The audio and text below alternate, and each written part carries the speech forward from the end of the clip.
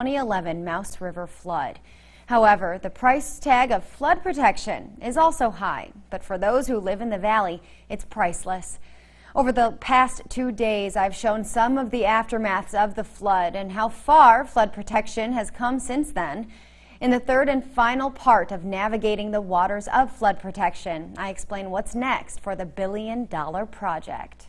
What's left to do? There is a tremendous amount left to do. Half of the first major milestone, which will protect 63% of Minot, is just about complete.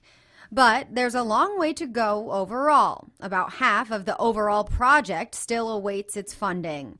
If funding were to continue at its current pace, engineer and administrator of the Souris River Joint Board, Ryan Ackerman, guesses there would be about 40 phases.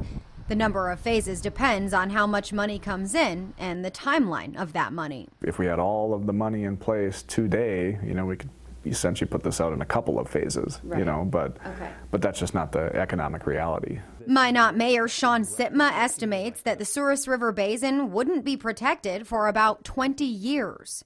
That to me is way too long. We are going to work to get that drawn down to a 12-year time frame, if not sooner. Ackerman estimates that if funding were to stay at the same pace as the current biennium, which includes $74.5 million granted by the state legislature, it could be closer to about 14.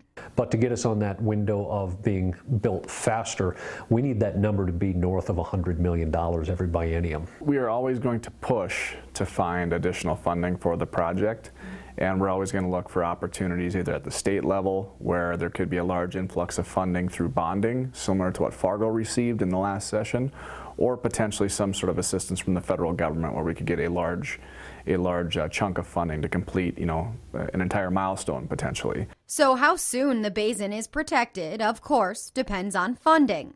The 3 remaining phases that will protect a big chunk of the Minot Valley are a levee system in the Tierracita Vallejo neighborhood, which is partially funded, a huge diversion channel known as the Maple Diversion that awaits federal funding, and a tieback levee that does have funding in place, but acquisitions of homes and businesses are underway, and it's expected that construction would start the summer of 2022.